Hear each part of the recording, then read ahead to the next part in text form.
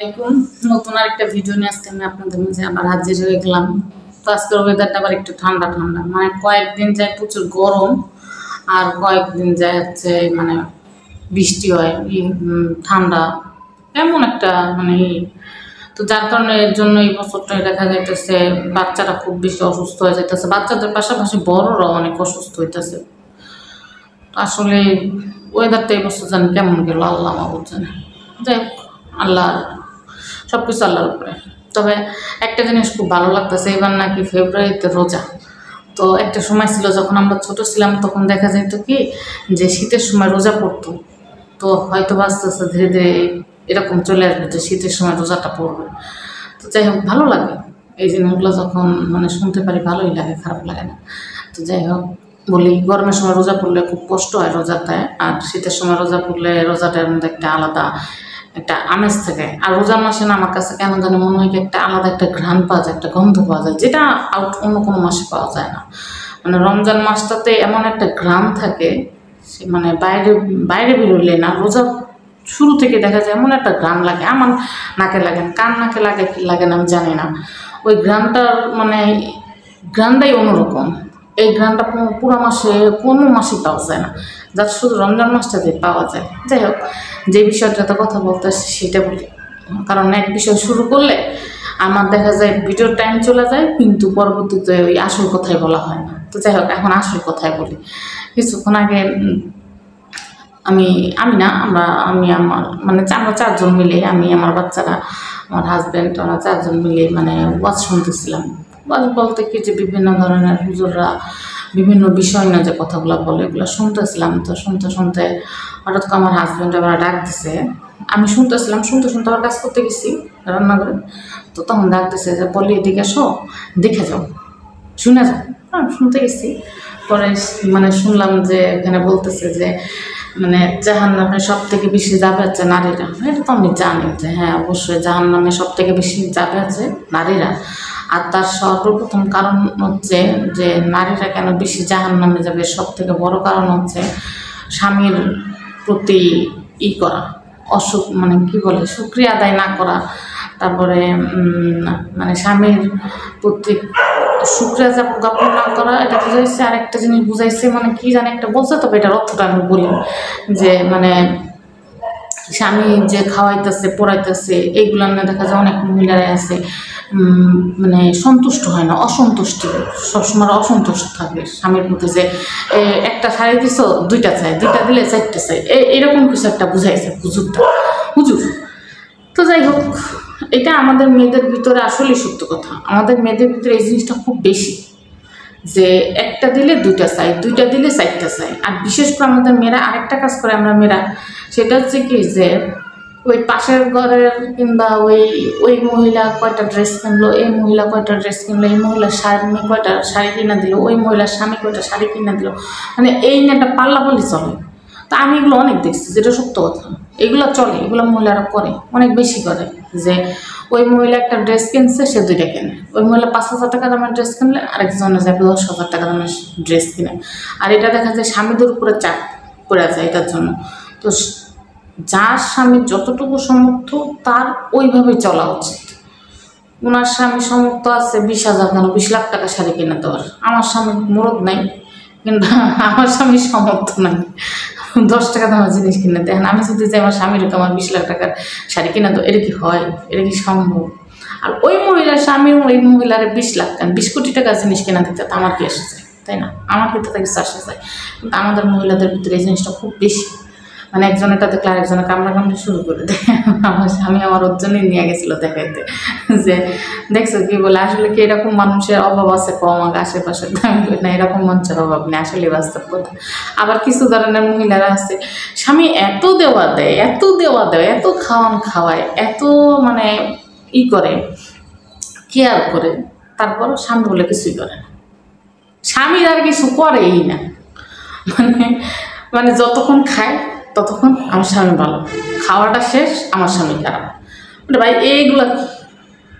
আরেকটা জিনিস হচ্ছে সব থেকে বেশি, যে মহিলারা বেশি স্বামীর নামে গীবত করে, যার কারণে মহিলারা জাহান্নামে আরো বেশি যাবে। তো বাস্তব কথা, মহিলারা প্রচুর পরিমাণে স্বামীর নামে গীবত করে, প্রচুর পরিমাণে। আমি সত্যিকার অর্থে কি যে আমি এই পর্যন্ত প্রায় কয়টা বাসা, একটা দুইটা আমার শাশুড়ি বাসা বাদে ওইটারে ভাড়া বাসা ভাড়া দিয়ে আসছি, ঠিক আছে, কিন্তু ওইটার ওরকম বলি না। তো একটা দুইটা তিনটা চারটা পাঁচটা ছয়টা এই বাসাটা নিয়ে মানে 6টা বাসা আমি এই পর্যন্ত ভাড়া থাকছি, ঠিক আছে। কিন্তু আমার পাশে প্রতিবেশীরাও, আমি বলবো না খারাপ করছে কোনো প্রতিবেশী, মোটামুটি ভালোই করছে, খারাপ কোনো প্রতিবেশী আমি পাই নাই। ওই যে মানে মহিলারা যেটা করে বিকালবেলাটা হইলে বাইরে বের হইয়া খুব মানে একেবারে আড্ডা মাড্ডা দেওয়া, তো আমি ওই কাজগুলো কখনো করি না, আমার ভালো লাগে না, কেন জানি করি না, আমার ভালো লাগে না এই জিনিসগুলো, অসহ্য লাগে। যে কী কথা বলবো যাই, আর ওই একই পেশাল ঘুরে ফিরে মাস কি মাস ওই একই পেশালই করে, কাজ জামা আজকে কী নিয়ে এসে, কাজ জামা কী দিছে ভাই, মানে এই টপিক ছাড়া না কোনো টপিক আমি এই পর্যন্ত যে কয়টা জায়গার ভিতরে সাময়িকের জন্য হইলেও মানে বসছি, ওই একই পেঁচালি পেয়েছি, কোনো রকমের কোনো আলাদা কোনো পেঁচাল আমি এই পর্যন্ত পাইনি মহিলাদের কাছে। কিছু কিছু মহিলারা আছে স্বামীরে মানে অনেক উঁচায় উঠানোর জন্য অনেক কাহিনী করে, অনেক কথা বলে, ঠিক আছে, ওইটা বাদ দিলাম। আর কিছু কিছু মহিলারা আছে এত দেওয়া দিতেছে তারপরে ভালো না ভালো না ভালো না, ভাই এদের জামাইরা কী করলে ভালো হবে এটা আমার মাথায়ও আসে না, যে এদের জামাইরা এদের জন্য কী করলে ভালো, মানে কী করলে আর কী করলে ভালো হইতে পারবে। তো জানি না ওনারা কেন এই কথা বলে। তো প্রথম আমি যখন দেখতাম এই জিনিস, আবার আমার শ্বশুরবাড়িতে এই জিনিসটা খুব চলে, স্বামীর বদনাম বলে না কেউ, এটা সত্য কথা। আমার এই জিনিসটা আমার ভালো লাগে যে ওইখানকার কেউ কারো স্বামীর নামে বদনাম করে না। আমি আর যে 3টা যা আছে আমি আজ পর্যন্ত কখনো ওদের মুখে কখনো ওদের স্বামীর নিয়ে একটা নেগেটিভ কথা শুনি না। তাই বলে কেউ ওদের স্বামীদের কোনো দোষ নাই, দোষ আছে অবশ্যই, কারণ দোষ গুণ মিলাই মানুষ, কিন্তু আমার জানেরা না কোনোদিন আমার মানে স্বামীর না মানে আদুর আমার না আমার দেওর আমার ভাসুরদেরকে নিয়ে কখনো একটা বদনাম করে না। আমার এই জিনিসটা খুব ভালো লাগে। আমার প্রত্যেকটা যা, আমার যতগুলা যা আছে তাদের মুখে আমি কখনো আমার কোনো ভাসুরে নিয়ে, আমার কোনো দেওরে নিয়ে আমি কখনো তাদের মুখে কোনো অবজেকশন শুনি না। যা হয় নিজেদের ভিতরে দেখা যায়, দোতলার কথা 3তলায় যায় না, 3তলার কথা দোতলায় আসে না, দোতলার স্বামীর সাথে মানে দোতলায় আমার ভাসুরের সাথে আমার জালের সাথে কী হইলে এটা কখনো আমার দেওরের বউ জানতে পারবে না, আবার আমার দেওরের সাথে আমার দেওরের বউর সাথে কী হয়েছে এটাও কখনো কেউ দোতলায় আমার মানে ভাসুরা যা জানতে পারে না। মানে আমি আজ পর্যন্ত কোনোদিনও এদের মুখে আমি শুনি নাই। ওরা ভাই সব মিলায় মনে হয়, চাস্তো ভাই বোনেরা সব মিলায় মনে আছে প্রায় 12টা-13টা, তো 13টা যারই আমি দেখছি, কোনোদিন ওদের মুখে কখনো স্বামীর নামে বদনাম শুনি না। এমনকি আমার 2 শাশুড়ির মুখেও স্বামীর নিয়ে ওরকম একটা বদনাম আমি শুনি নাই। আমার বড় শাশুড়ি মানে আমার শাশুড়ি যে সে মাঝে মধ্যে একটু বলে যে, তারপর আমার শ্বশুর একটা বিয়ে করছিল, এটা নিয়ে তার ভিতরে একটু কষ্ট আছে, তো যাই হোক, তো ওইটা নিয়ে মাঝে মধ্যে একটু বলে, বাট এমনি আর কখনো আমার শ্বশুরের নামে কখনো কোনো বদনাম করে না। আর আমার ছোটো শাশুড়িতে জীবন আমার শ্বশুরের নামে একটা বদনাম করবে না। যদি কেউ কিছু কইছে তাহলে তো তার কেমন তো এসে মানে। তো এটাই বললাম যে আমার শ্বশুরবাড়ির এই একটা প্লাস পয়েন্ট খুব ভালো, বাট তারা প্রচুর পরিমাণে পরনিন্দা করে, পরচর্চা করতে পারে, মানে কার ঘরে কী হইলো, এই ধরেন আমার ঘরে কী হয়েছে না হয়েছে এটা নিয়ে, কিংবা আরেকজনের ঘরে কী হইলো না হইলো সেটা নিয়ে, মানে এইগুলো নিয়ে তাদের খুব গানা বাজনা, অমুকের ঘরে সেটা হয়েছিল, তমুকের ঘরে আরেকজন হয়েছিল, মানে পুরো এলাকার যত পেশাল আছে ওই বাড়ির মধ্যে হয়। কিন্তু কেউ কারো স্বামীর নামে, কেউ কারো সংসারের বিষয়ে কোনো রকমের কোনো তথ্য সেখানে দিবে না বলতে কেউ কখনো শেয়ার করবে না কারোর কাছে। এই জিনিসটা আমার কাছে অনেক ভালো লাগে। আর আমি এই জিনিসগুলো শিখছি সত্যিকার অর্থ তাদের কাছ থেকে, যে স্বামী যতই ভুল করুক না কেন, স্বামী যতই অন্যায় করুক না কেন, কেউ কখনো কারো স্বামীর ছোটো করে না কারোর কাছে, কেউ কখনো কারো স্বামীর নামে একটা বদনাম করবে না কারোর কাছে, যে এমনকি শাশুড়ির কাছে যাও বলে না যে আপনার ছেলে করছে কেন, আপনার ছেলে করলো কেন, এইগুলো না কখনো বলে না। মানে আমার তারা যাই করুক না কিসের জন্য, স্ত্রীগুলো এত সুন্দরভাবে ঢাল হয়ে দাঁড়ায় স্বামীর সামনে। এই জিনিসগুলো আমি বললাম না যে আজকে আমি যদি আমার এই অভ্যাসটার কারণে, মানে আমি যেভাবে চলি, আমার এই অভ্যাসটার কারণে আমার অনেকে অনেক ধরনের কথা বলে যে আপনার এই জিনিসটা সব থেকে বেশি ভালো লাগে। তো আমার এই অভ্যাসটা আমার শ্বশুরবাড়ির মানুষের কাছ থেকে আসছে, কারণ আমি তাদের থেকে দেখে আমি শিখছি যে কীভাবে, এমনকি আমার জালের আমার অনেক ধরনের অনেক বুদ্ধি দিছে, যতই মানে উল্টাপাল্টা করুক না কেন এই দিক দিয়ে আমার অনেক বুদ্ধি দিচ্ছে যে এইভাবে করবি, ওইভাবে করবি, এইভাবে চলবি, এইভাবে স্বামীর মন জোগায় চলবি, এগুলো করবি না, ওইটা করবি না।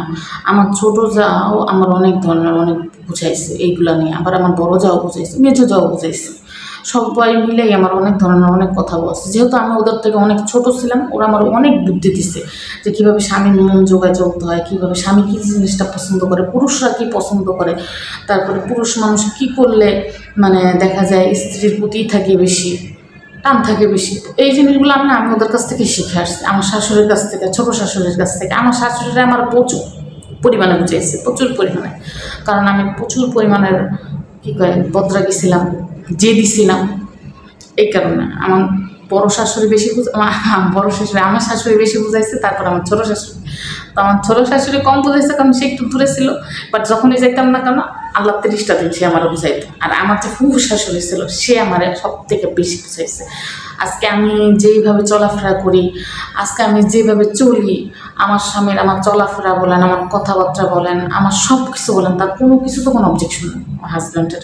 আজকে এই এই অবস্থার কারণটা হচ্ছে আমার ফুফু শাশুড়ি আর আমার জালেরা। আমার শাশুড়ির থেকেও আমার জালেরা বেশি। আর আমার জালেরা এই দিকটা আমার অনেক সাহায্য করছে, প্রত্যেকটা জালে অনেক সাহায্য করছে। একদম সবসময় বলতো যে ও তো আমার ছোটো বোনের থেকেও ছোটো আমাদের তো ওইরকমভাবেই আমার বলছে, এটি করছে, প্রথম অনেক বুঝাইছে, অনেক সাহায্য করছে। আর আমার ফুফু শাশুড়ি সে আমার সব সময় এত পরিমাণে মারা গেছে আজকে প্রায় 7 বছর একটু বেশি হবে। তো ওই সময়টা অনেক সে যে আমার পার্ট টু পার্ট কীভাবে বুঝাইছে আর কীভাবে করে রাখছে যে এটা এমনি না, ওটা অন্য করতে হবো, অমনে না এমনি করতে হবো, তুমি কথা রাগ করে বাপের বাড়ি চলে যাবা না, এটাও করবা না ওইটাও করবা না, তুমি স্বামী ফেলাই হয়ে যাবা না, কিংবা স্বামীর আটকে ধরার চেষ্টা করবা, স্বামীর এটাও করবা। বললাম না যে আমি এই জিনিসগুলো কিন্তু আমার বাবার বাড়ি থেকে কখনো পাইনি। সত্য কথা, আমি এই জিনিসগুলো আমার বাপের বাড়ির কাছ থেকে পাইনি, এই জিনিসগুলো আমার শ্বশুর বাড়ির কাছ থেকে পাইছি। যে কীভাবে ওরে করে রাখা যায়, যে ও যেন আমার প্রতি থাকে, যেন আমার বউ ভালো, এই জিনিসটা তো আমি করতে পারি। তো এইগুলো তো আমার শ্বশুরবাড়ির মানুষ আমার অনেকটা হেল্প করছে। কারণ তারা সবসময় বলতো যে ও তো আর কোনো কিছু আরেকটা জায়গায় বিয়ে হয়ে আসে নাই, কিংবা আরেকবার সংসার করে আসে না, ও বুঝবে কী হলে, ওরা বুঝাইতে হবে। তুমি বললাম না যে আমার ফুফু শাশুড়ি আমার যেভাবে ট্রেনিং দিছে, বিয়ের প্রথম 2-3 বছর, 2টা না, ফার্স্ট বছরের কথা আমি বাদ দিয়ে দিলাম, সেকেন্ড বছরের থেকে তো 2-3 বছর এমনভাবে আমার ট্রেনিং দিছে, এমনভাবে আমার বলছে। সেই আমার বলতো যে কাজ না থাকলে, কাজ কাম যখন শেষ হয়ে যাবে না, ওই যে ওরা বিকালবেলা আড্ডা দেয় না সবাই মিলে ঘরের মধ্যে বসে, তুমি আড্ডা দেবা না, তুমি আড্ডা দিতে যাবা না, তুমি ঘরের মধ্যে বসে থাকবা।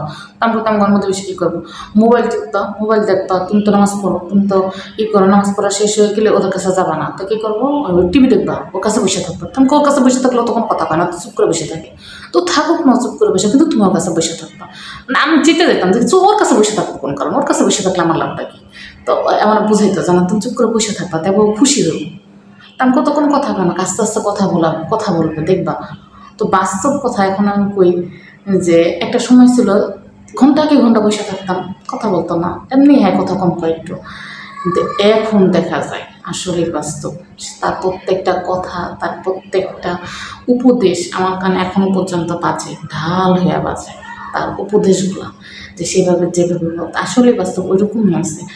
আমার স্বামীরা সবাই বলে কথা বলে না, বাট আমার স্বামী যে কী পরিমাণ কথা বলে এটা এক আল্লাহ ছাড়া আর আমি ছাড়া কেউ জানে না। আমার স্বামী কী পরিমাণ কথা বলে, ওর কথা শুনতে শুনতে আর আমার কান্না হয়ে যায়। লাস্ট আমি আপনি চুপ থাকবেন, আমার মেজাজ খারাপ হয়ে যায়, এত কথা বলে।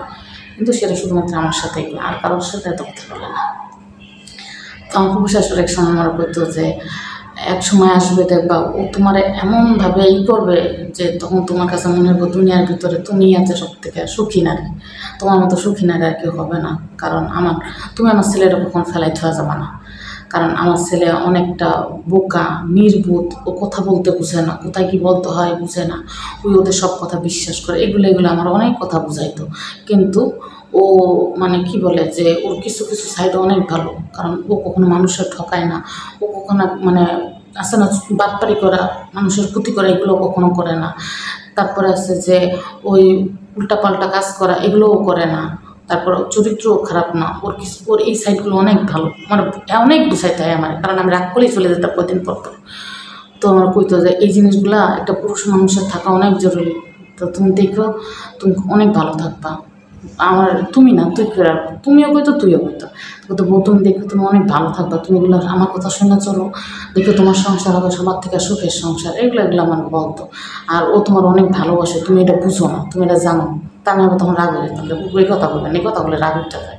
তাই আমার কথা তুই বুঝবি বউ, তুই একদিন বুঝবি, তুই ঠিকই একদিন বুঝবি, তুই ঠিকই একদিন আমার কথা মনে করবি যে আমার ফুফু শাশুড়ি আসলে আমার সত্যি কথাই কইতো।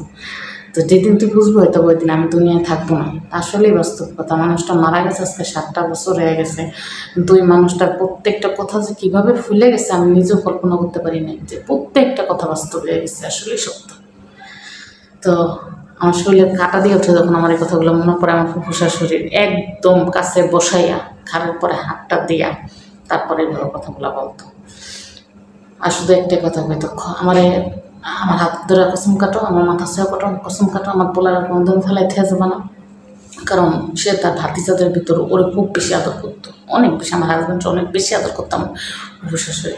তার খেলে একটাই কথা ছিল, তুমি আমার কাছে কসম কাটো, তুমি আমার মাথায় হাত দাও, তুমি আমার হাত মাথায় হাত দাও, কসম কাটো যে তুমি কোনোদিন আমার পোলারে ফেলাই থেকে যাবে না, যত ফোন আসুক না কেন তুমি কোনোদিন আমার হাত ছাড়বে না, কথা দাও তুমি আমারে।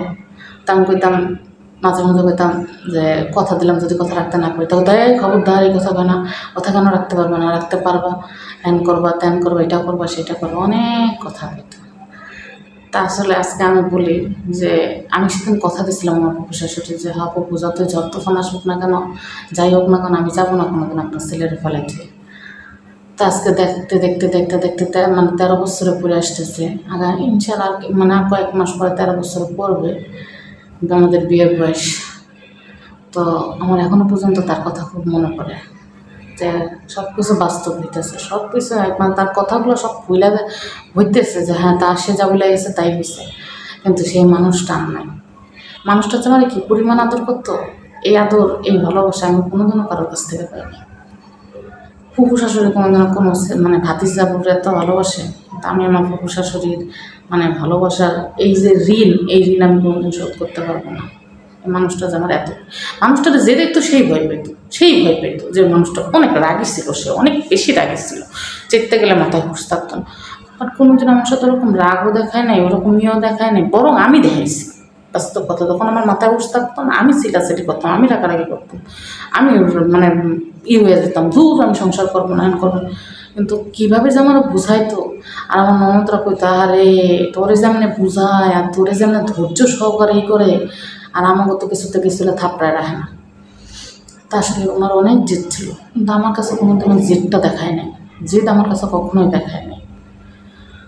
তো আমার তো যতটুকু যা বলতেছি তার প্রুভ ইনশাল্লাহ এক সময় না এক সময় দেবো, দেখবেন আমি যখন ওই বাসায় যাবো, পাশে তো আমার ওই ফুফু শাশুড়ির বাসা, আর তার ছেলেমেয়েরা আমরা অনেক আদর করে, মিথ্যে কথা বলবো না, আমার ভাসুরা বলেন, আমার নমস্যা বলেন, ওই নমস্যা ওই ভাসুর অনেক আদর করে আমার। এখনও পর্যন্ত তার আমার খবর নেই, এখনও পর্যন্ত তারা জিজ্ঞেস করবে তুমি ভালো আছো তো, তুমি ঠিক আছো তো, মানে মা চলে গেছে, মা দায়িত্বগুলো ঠিকই সন্তানগুলো পালন করে। আমার ওই ভাসুরতে এখনও পর্যন্ত ফোন দিয়ে যদি একটাবার আমি ফোন রিসিভ করি, ফার্স্টেই কথা থাকবো বৌমা তুমি ভালো আছো, রান্না কিছু করে না তো, উল্টাপাল্টা কিছু করে না তো, করলে আমার বলবা, মানে আমার ভাসুরের প্রথম কথাটাই আছে এটা, বৌমা তুমি ভালো আছো তো, তোমার কিছু বলে না তো, তোমার ধমক দেয় না তো। আসলে বাস্তব কথা, আমার একটা ধমক দিবে, আর আমি যদি একবার খালি ফোন দিয়ে করবে আমার একটা ধমক দিচ্ছে, তো কেমন তো ভিডিও হবে। এটা আমি মিথ্যা কথা বলবো না, আমার শাশুড়ি কখনো এই জিনিসটা তো প্রশ্রয় দেয় না, যে সে যদি আমার সাথে কখনো ধমক দিয়ে কথা বলে কিংবা উচ্চস্বরে কথা বলে, এই জিনিসটা তোমার শাশুড়ি কখনো প্রশ্রয় দেয় না। বিয়ের প্রথম 2টা বছর যেমন গেছে 3টা বছর যাই গেছে না কেন, এরপরের থেকে আমার শাশুড়ির সামনে কখনো কোনো ছেলের বউদেরকে ধমক দিতে পারে না, চিল্লাচিল্লি করতে পারে না, এগুলো নিতে পারে না, এগুলো সহ্য করতে পারে না, রাগ উঠে যায়। হ্যাঁ, তো আমার ননদটা বাদে আমার যে কটা ননদ আছে, আমার যে কটা ননাস আছে, ওরা অনেক ভালো, মিথ্যা কথা বলবো না, ওরা অনেক ভালো, ওরা অনেক করে। আর আমার শাশুড়িটাও একবারেই যে চলে না তা না, চলে। ছোটো শাশুড়ি অনেক আদর করে, আমার ছোটো শাশুড়ি। বড়ো শাশুড়ি আছে আমার ওই পিসকুচু ননদটার কারণে পারে না। আমার ছোটো ননদটাই হলে একমাত্র মানে কি বলবো এটার খাসরা, এছাড়া সব কটাই ভালো।